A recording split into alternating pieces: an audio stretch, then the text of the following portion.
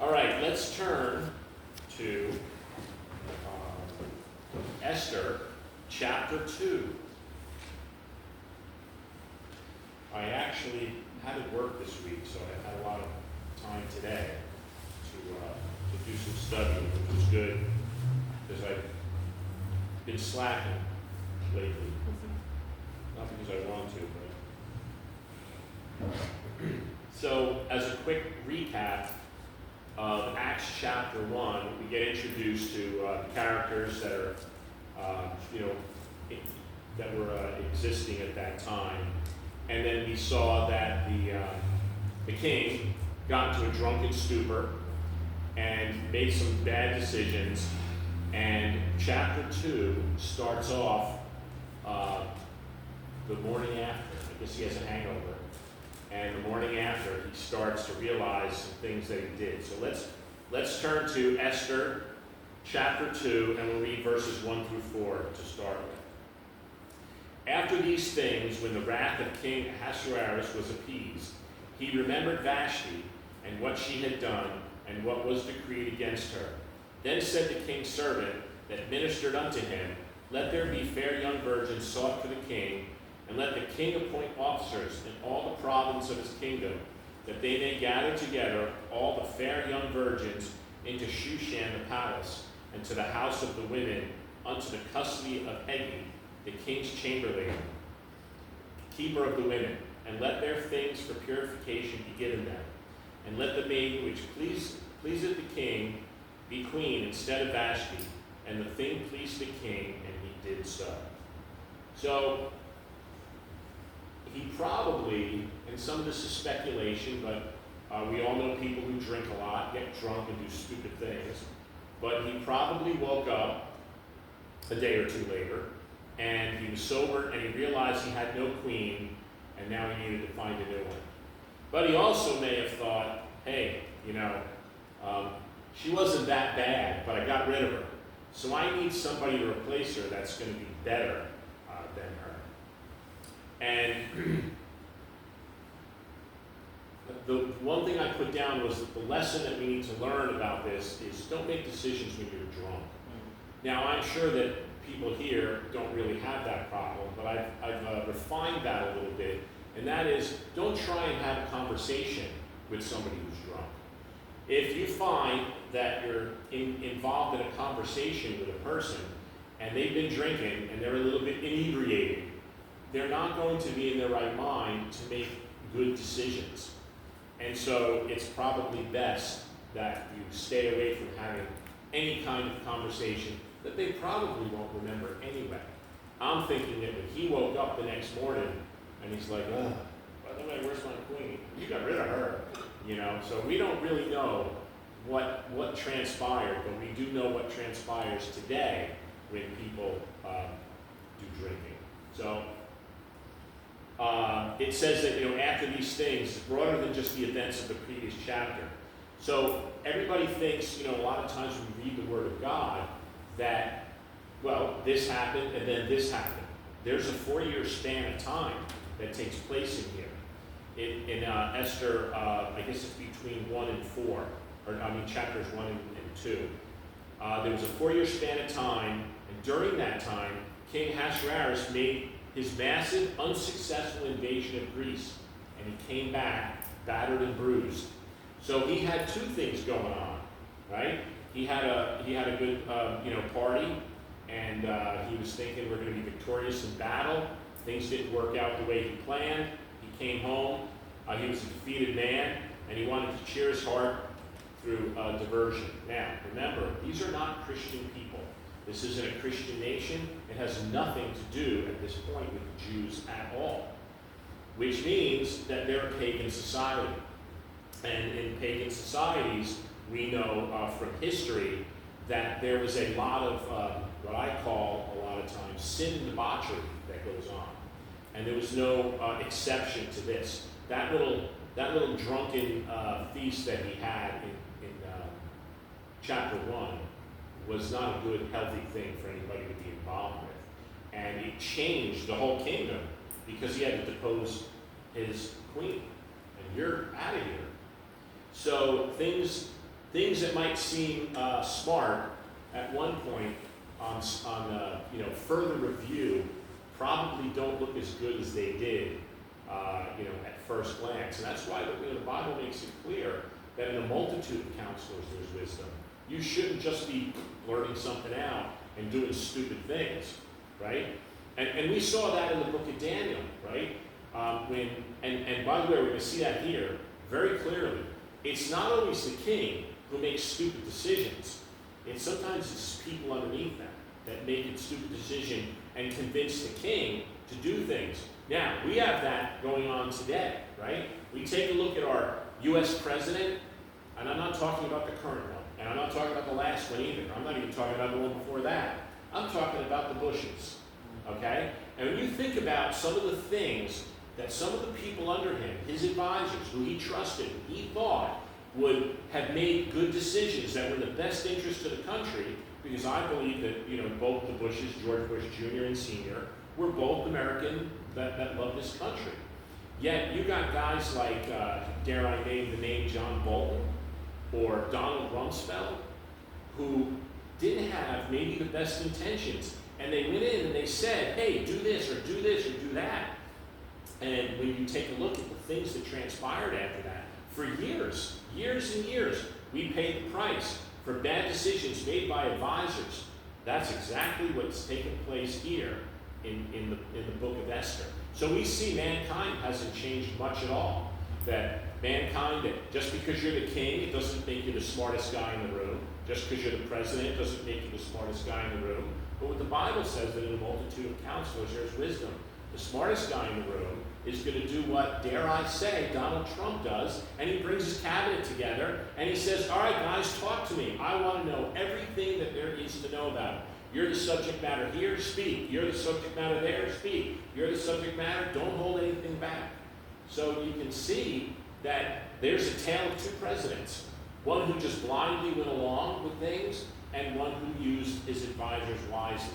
Well, in the book of Esther, we see he did not use his advisors wisely. And it's going to get pretty ugly as this book progresses. So we then look at that it was the ministers who suggested this beauty pageant, so to speak. Just when you thought it couldn't get any worse, he suggested a beauty pageant of single young women to create a harem for him. And so I did a lot of research on this harem thing, and they keep bringing up the word purification. So what I didn't know, this is not, like I said, it's not a Jewish thing. Anybody know how long the purification period for a woman is when she's getting ready to get married under the Persian culture? A year. You had 6 months under certain spices and fragrances, and by the way, part of that purification, when I looked at the Hebrew words and what they said, it's scrubbing, rubbing. It's almost like I just pictured someone going in there with a wire brush. We got to get you clean. We got to get all the ick of the world off you. And then you just can't go out and live your life because then you'll be impure again. So they had to purify for a year. So now, when you think about that, when you think about what was going on here, and you'll be shocked, as I was, at the amount of people that were going to show up to this beauty pageant. And every one of them had to go in, and the reason I use it as a beauty pageant is it's almost, from the reading, it almost seems like that's what happened. So we know, like in the Miss America or the Miss Universe or, whatever it is, they go in and they're not just showing off, the way they look, but they're also showing their intelligence and those other things. And we're going to see a little bit of that in some of the words that I had to look up, because some of the words struck me as, I wonder what that really means. So he would then sit and he would say, first of all, he sent out his governors, right, and unto all the land, go back to there, and let the king appoint officers in all the provinces of his kingdom, that they may gather together all the fair young virgins into Shushan the palace. So they went out throughout the whole land and said only the best what? Probably the best looking got to be picked, and they got to come to the palace. Now, how many of you think that might have been? It was probably close to 1,000. There is one historian who thinks that his harem consisted of a total of about 400 women. Okay? And we'll talk a little bit more about that as we get down to that part of the verse. So, when they went out to seek the most beautiful women of the land to bring them into the harem and to the king, and the king would then have to say, I like her. She's a keeper. Bring her in. Yeah, I'm not too fond of that one. Don't like her attitude. You're out.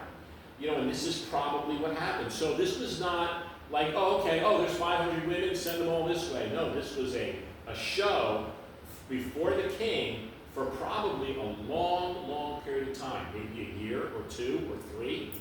And during that time, if he liked them, he sent them for purification. Now I gotta wait a year before I can do whatever I'm gonna do. Next, but as that year progresses, and these are coming out of the purification period of time, then he's got a never-ending supply of purified women. And so, not a good thing, definitely not something that was supposed to be emulated by the children of Israel. But who had a bunch of concubines? Solomon, right? I think even King David had it too. And so we got to be very careful. The Bible tells us that we're not supposed to be like the world. Now, he especially told the Jews, you're not supposed to be like the world. Fortunately, this didn't really have anything to do with the Jewish people. But they do have some things that go on here that probably weren't the best. Once he was done scrolling through all of these women, a favorite would emerge, and we know who that favorite was. All right. So the person who wrote this one thing, it was sort of a Miss Persian Empire contest, and the winner would be Queen instead of Vashti. So I wrote down, a harem is a group of women the king can choose to be physical with outside of the queen. This is one of the bad habits that the Jewish kings had taken for the pagan nations around them, and that they were told not to adopt the ways of the world. But unfortunately, one of the things, the main thing that when the king it said that he did evil all the days, the evil that he did was they worshiped foreign gods. The Lord God said, you'll have no gods before me. And they worshiped foreign gods. They brought in strange women. And by strange, doesn't mean they were weird. Strange women means women that were not of Jewish lineage. So that was a problem that we can see. So, one of the points of this is that you can see here that Esther had a lot of competition. Out of 1,000 women, he picked her. And we don't think that that was coincidence. We think that God had his hand in this. So, let's now read in chapter 2, verses 5 through 7. Esther 2, verses 5 through 7. This is where we get the introduction to Esther and her family. Now in Shushan the palace, there was a certain Jew whose name was Mordecai, the son of Jair, the son of Shimei, the son of Kish, a Benjamite, who had been carried away from Jerusalem with the captivity which had been carried away with Jehoiakim, king of Judah, whom Nebuchadnezzar, the king of Babylon, had carried away. And he brought up Hadassah, that is Esther, so that was her name, his uncle's daughter, for she had neither father nor mother. And the maid was fair and beautiful, whom Mordecai, when her father and mother were dead, took her for her own daughter. So, the first thing that we see is there's a person introduced into this. His name is Mordecai. He's the cousin of Esther. And they came to Persia in one of the waves of deportation into captivity that the Babylonians imposed. And we know this is the same captivity that Daniel was part of. Now, this is a couple of generations beyond, because it actually lists, what does it list? It lists 3. The son of Jair, the son of Shimei, the son of Kish. Right, so that makes it at least 3 generations. That would be the great-grandson. So they were taken captive, and they were brought over.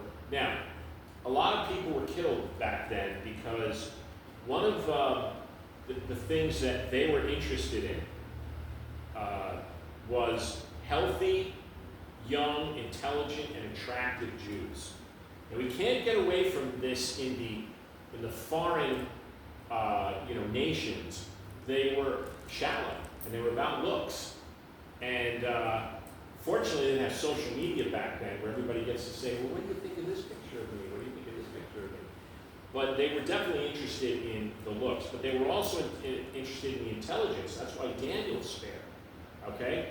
Daniel was a good-looking young man, and he was smart, and he was healthy, and he was young. Well, so were these other people that were brought in, because if you were older, you were done. Now, I also think, and I didn't look to see how true this is, but I would also believe that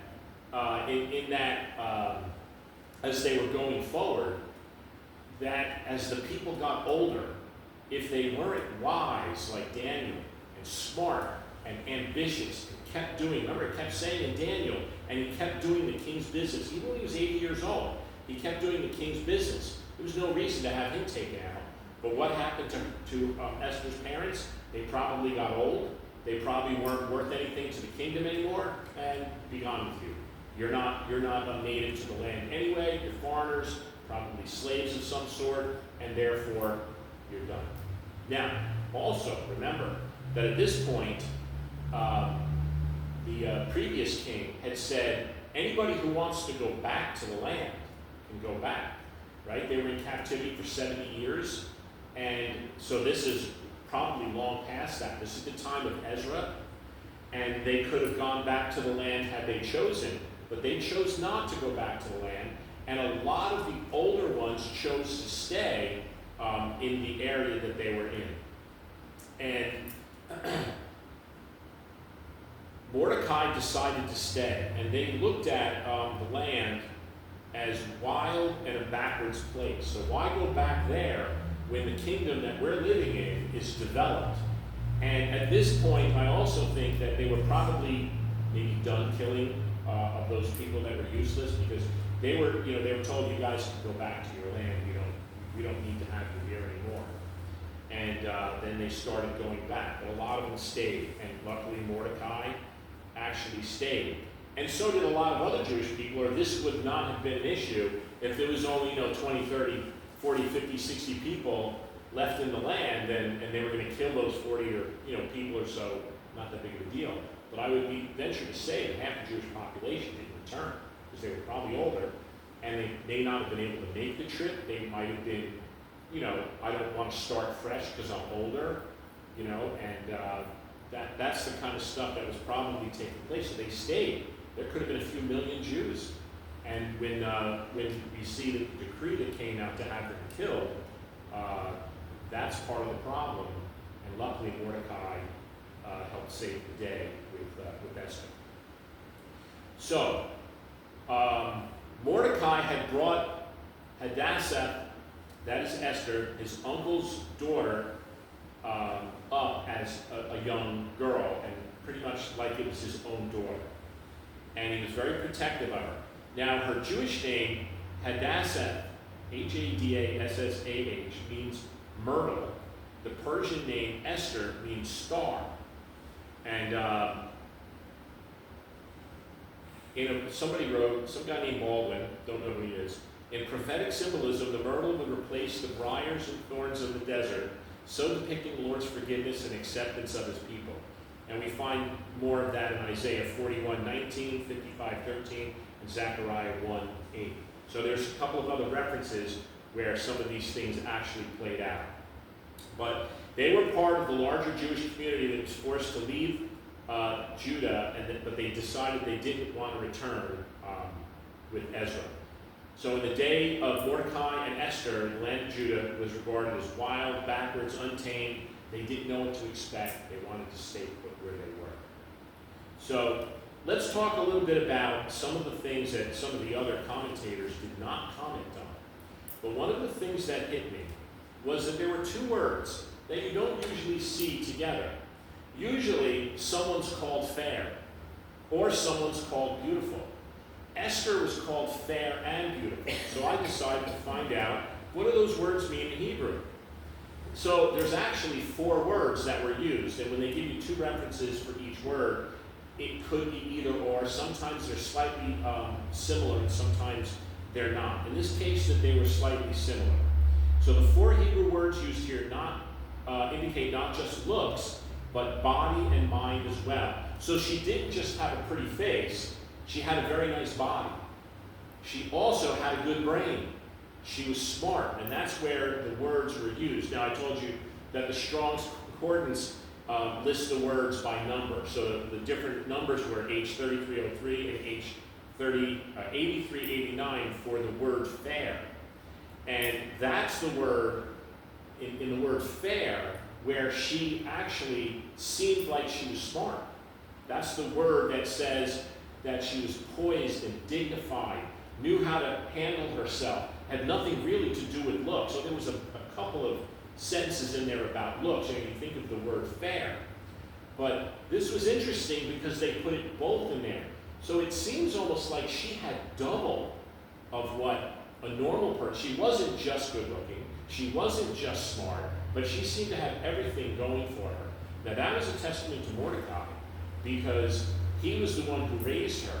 So he raised her. Remember, your smartness and your ability to conduct yourself properly has nothing to do with the function of looks. There's respectful people that are good looking, and there's respectful people that are ugly. And there is disrespectful people that are good looking, and disrespectful people that are ugly. It has nothing to do with your looks. But she was raised right, and she was called fair. But then she was also called beautiful, and that would have been H2896 and H4758. What did that talk about? That talked about her outward appearance. It talked about her face. It talked about her body. And it would seem that she not only had the intelligence, she was smart, she was learned, but she was also attractive from every angle. So, I don't know how they could tell about her body in those big dresses. I don't know. I pictured curvaceous. Those big dresses. You had. Well, no, I don't think that. Unless you saw a nude while they were getting purified. No, I don't think. I think you're too modern. I That think you got to go back 2,000 years. Yeah, they had those dresses. I don't think they were wearing what do they call it? Abyssal? The big ring that they put around the. I'm not up on the terms of women's fashion. I don't think so. I don't think it was her dress that made her that way. Remember, this is an ungodly nation. It would be fewer clothing, accentuating the body, not more clothing, trying to hide the body. Okay? So she had a couple of things that set her over the top. And I don't think you're in the right part of the country for that. Most Persian women, I would venture to say, are usually thin, but shapely, not, shapely. You have a good figure. It was, let's put it this way, it was enough to keep him entertained until she opened her mouth. Okay? Now some women wow, I could just see the king sitting there with some of these women. Wow, she is attractive. And then she opens her mouth and he's like, next please. Maybe you had the lever, pull the lever, the door opens, and bring it down. But that was not the case with her. So she had the beauty and the poise to be able to catch his attention. But it's also a testament to Mordecai, because Mordecai was able to teach her, and I'm sure, because there are some things in here that they were, Jewish tradition and history. Although it's not a lot of stuff is mentioned in here about that, because like I said, this is not a book about the Jewish people. It's a book about how they got saved by one man who stood up for what was right. And we'll see next week when we do the second half of this chapter that he wanted her to hide her identity. And don't tell them that you're Jewish. Now, there was one thing as I was reading through the rest of it, and I don't want to give too much away, but I will bring this up, something to think about. I mentioned it to Christina today. So we all know that Esther was not really supposed to have an audience with the king without prior approval. Yet she did have an audience with the king, and this has troubled me since I was a kid. And I'm sure there's an answer and an explanation, but I'm going to have to look into this. I'm not really sure how to find the answer except to talk to some rabbis about it. But when she found out there was a plot to kill the king, she went right to him and said, "King, they're going to kill you." She didn't send it by messenger. It made it clear. She went in and said to the king, "Somebody's going to kill you." And how do you know? Mordecai told him. Ah, okay. Why was she not killed for having an audience with the king then? But she was so deathly afraid of being killed if she requested an audience with the king. Now I did come up with this that I think the Lord put to my mind, and that is because she was going to make a request of him. And I don't think, and this is where I want to talk to some people that are in the know about the history of this time period. I don't think that it was her. I think she had access to the king whenever she wanted. "Hey king, what's going on today? Want to do lunch?" I don't think she could do that whenever she wanted. She's the queen. But what I think that she could not do was ask for something. She can't say, "I want you to come to my banquet." Because remember, that's what the request was. "I want you to come to my banquet." You can't make a request to the king without being summoned. That's the request, I think. Now, I'm going to try and find the answer to that because it's been troubling me for 50 years. Well, This is the she first time. stayed there in the courthouse What's for that? a long time until he noticed her. She didn't call her, and she stood in the courthouse, in the court. Yeah, And she stood there a long time until he noticed her. right. And then he said, Yeah, come forward. yeah. But she still was able to talk to him and say to him, when it came time to ask about not killing my people and revealing that she was Jewish, why don't you stand in the courtyard and say, because remember, they were going to execute all the Jewish people, but it was, I think, 9 months down the road. It might have been 11 months down the road. It wasn't like the next morning. She had plenty of time to figure out how she was going to do this. But I really think that we'll see if I'm right, but I really think that it was, you can't make a request of the king. You can go in and talk to him. Why would you not, as his wife and his queen, not be allowed to talk to the king? And we see that she was allowed to talk to him. The king, you better watch out. Somebody's looking to knife your back. So I'll try and find that out. But anyway, so we see that she got noticed for her character. And, so the lesson for today is what? It doesn't really matter what we look like. If we're young and we're looking to get married and we want to attract the attention of the opposite sex, yeah, of course you need to look good. Now that doesn't mean that once you're married that you can let yourself go. I see too many women who do that. And me and Christina have had many a conversation about that. About, do you want to continue to look like a woman as you grow older, or do you not care about what you look like and have all the problems that could be associated with that? And Christina said about 25 years ago, she goes, "I want to look like a woman from now until the day I die. I don't ever want to not look like a woman." And which means the sweatpants for her. And not having, short hair because she likes her hair long. I like her hair long, So we talk together. What is it that we would like you to look like? Well, it's important to get your foot in the door, and I think when you're married, it's important to stay that way. But then you need to dazzle them with your brilliance, and you don't have to be an attractive person to do that. You just open your mouth and speak with wisdom. You speak with, like we saw last week with Vashti. She could have done that. She could have found ways around disobeying the king when he said, "Come in and we want to see you. I'm telling my guys, you're better looking than all the other women, so come on in here and strut your stuff." And instead, she just is like, "Heck no." He's like, "What?" So she could have been more poised. She could have been more chaste. She could have been more politically correct, respectful, but she wasn't. Obviously, everything that Esther is, she was not. So he's getting to see the difference and the other side of it. So I think it's a great start to chapter 2. We finished up at verse 7, and we'll see how far we get next week. Anybody have any questions? It's shaping up to be a decent book. not that any of the books of the Bible are not decent books, but I'm going to see if I can find a rabbi to converse with about that part of history. They are Jewish people are very, very well versed in history. Very well versed. And not always interpreting what we would consider the Torah and the other parts of the historical books, things like that, always the right way. But we'll But find they some. know everything, right? Because